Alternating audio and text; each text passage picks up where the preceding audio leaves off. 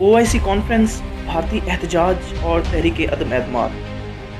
کل 22 اور 23 مارچ سے اسلام آباد میں اسلامی ممالک کی نمائندہ معروف عالم تنظیم OIC کے وزیر خارجہ کی کانفرنس کا آغاز ہو رہا ہے۔ ہماری ساری ایجنسیوں اور اداروں نے اس اہم اور حساس کانفرنس کو کامیاب و کامران کرنے کے لیے تمام تر ضروری تیاریاں کر رکھی ہیں۔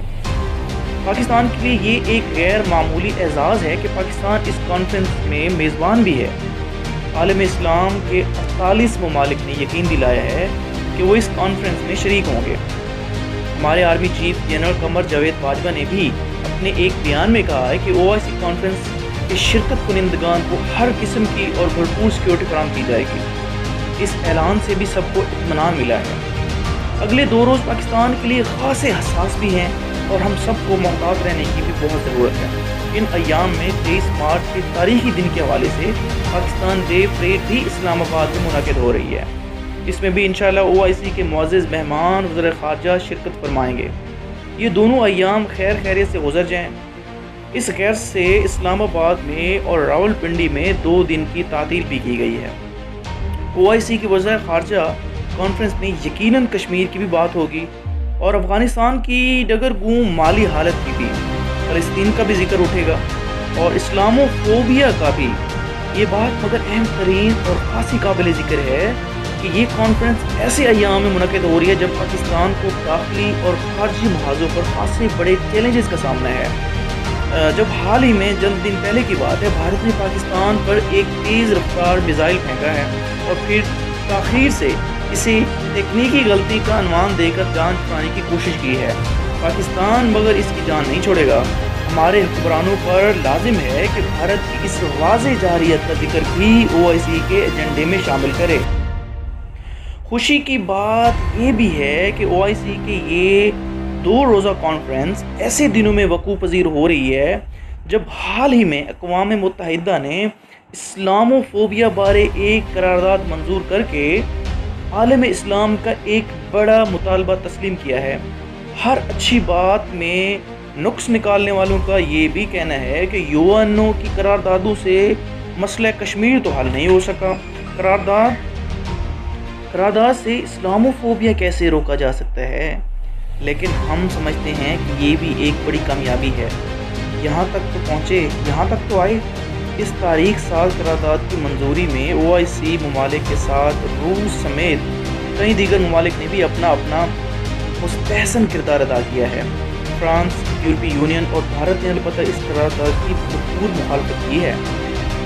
اقوام متحدہ میں بھارت کے مستقل مندوب ES تیرومورتی نے اپنا حب سے باطن ظاہر کرتے ہوئے کہا ہے، اسلامو فوبیا بارے قرارداد منظور کرنے کی بجائے ریلیجیو فوبیا یعنی ہر قسم کے مذہب کی مخالفت کرنے کی قرارداد منظور کی جانی چاہیے۔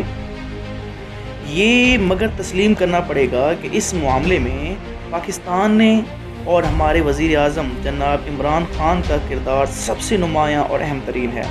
خان صاحب نے اس منزل کے حصول کے لیے UNO کے پلیٹ فارم پر بھی دبنگ انٹری دی تھی اور بھرپور اسلوب میں خطاب کیا تھا۔ عمران خان وزیر اعظم رہیں یا نہ رہیں، تاریخ کے صفحات سے ان کا یہ کردار مٹایا اور محو نہیں کیا جا سکتا۔ OIC کے وزیر خارجہ کی کانفرنس اسلام آباد میں منعقد ہو رہی ہے، لیکن بھارت کو اس انعقاد پر کیوں تکلیف ہو رہی ہے؟ جو ہی OIC کے پلیٹ فارم سے مقبوضہ کشمیر میں آزادی پسند کشمیریوں کی نمائندہ جماعت آل پارٹیز حریت کانفرنس کے سربراہ مسرت عالم بھٹ کو کانفرنس میں شرکت کی دعوت دی گئی، بھارت سے طیش میں آ گیا۔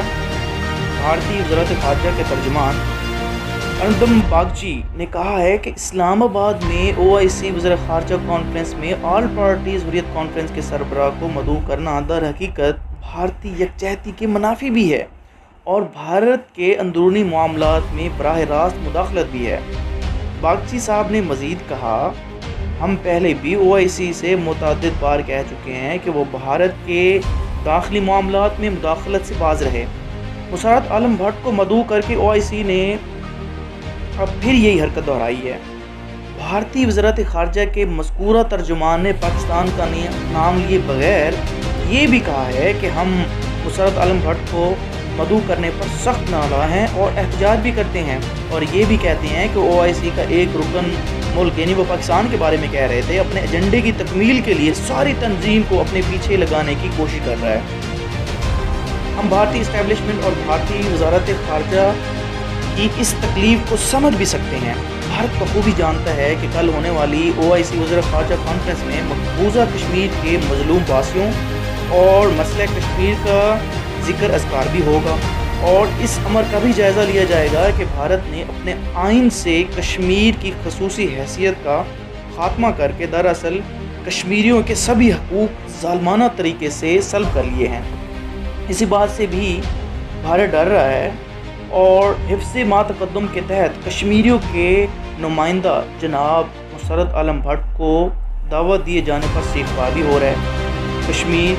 کشمیریوں اور الجھے مسئلہ کشمیر کے حوالے سے ہم سب پاکستانیوں نے OIC سے بلند توقعات وابستہ کر رکھی ہیں۔